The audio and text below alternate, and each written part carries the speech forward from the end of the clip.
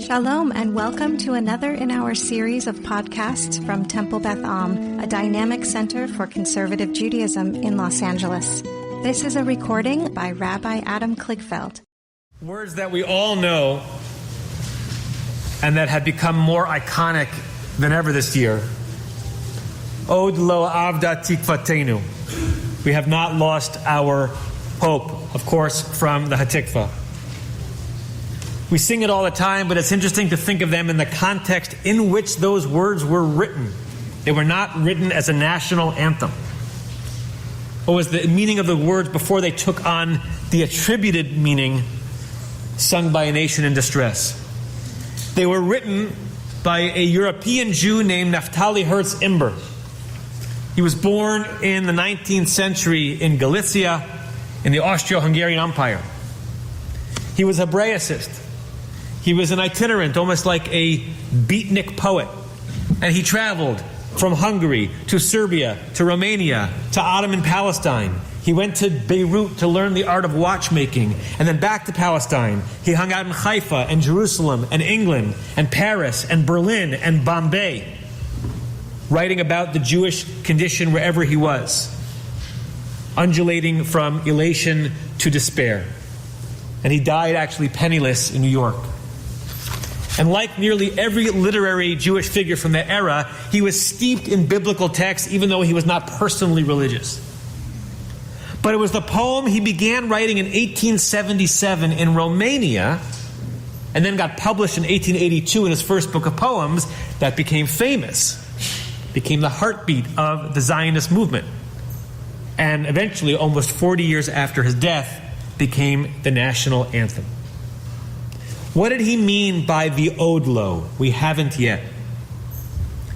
My friend Rabbi David Ingber feels strongly, can't prove it, that his use of Od Lo, not yet, was an intentional inversion of a verse from the 60th chapter of Isaiah, from the Haftarah we read on Ki Tavo a few weeks ago. And these are words that ache with modern associations that could not have been imagined by the Bible, I promise you. The sentence in Hebrew is Lo yishama od, that's the lo od, Hamas be'artzecha. There'll be no more Hamas in your land. In biblical Hebrew, Hamas truly just means violence. It's God prophesying through Isaiah a messianic vision of peace. It's an overwhelming coincidence, but just a coincidence, that today that verse prophesies that which we all hope for, that there will be no more Hamas in our land. And Imber hears the echo of Lo Od, there will not be, and he reverses it to Od Lo. We haven't yet. We haven't yet lost our hope. And many believe that Imber connected the 60th chapter of Isaiah, Lo Od, to the famous 37th chapter of Ezekiel, the vision of the dry, dead bones coming to life. A metaphor for a people trampled and wounded and left for dead that still somehow have life in them. Ezekiel says that he's heard that these bones, which represent Israel, are beyond resuscitation. Ve'avda tikvatenu. That's Ezekiel.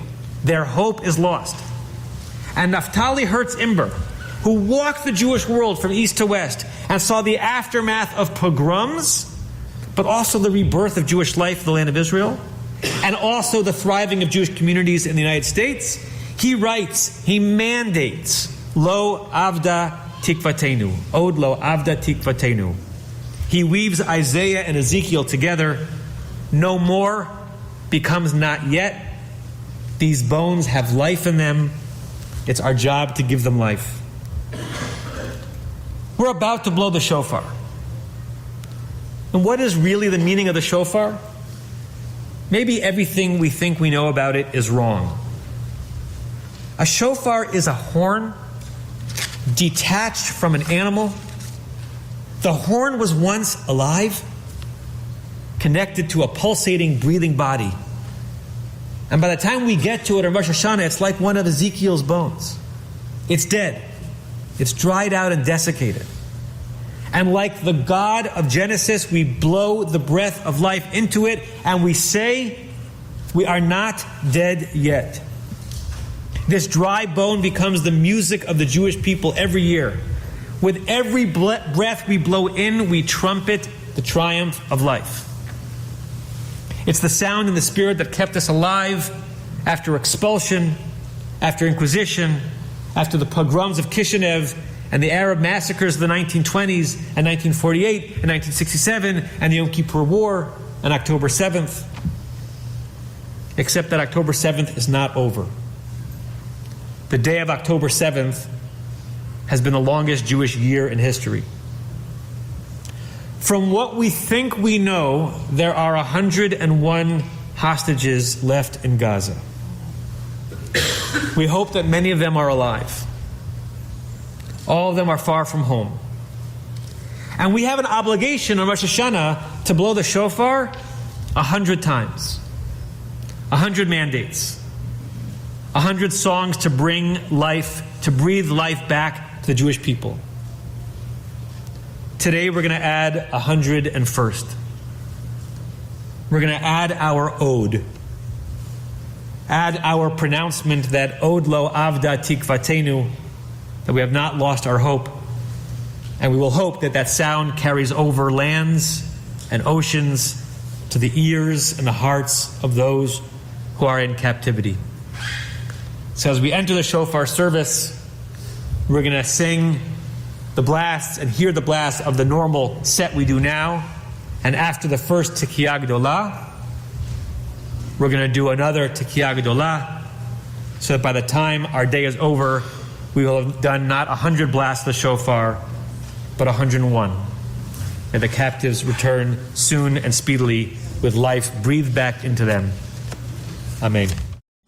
You have been listening to another in our series of podcasts from Temple Beth Am, a dynamic center for conservative Judaism in Los Angeles.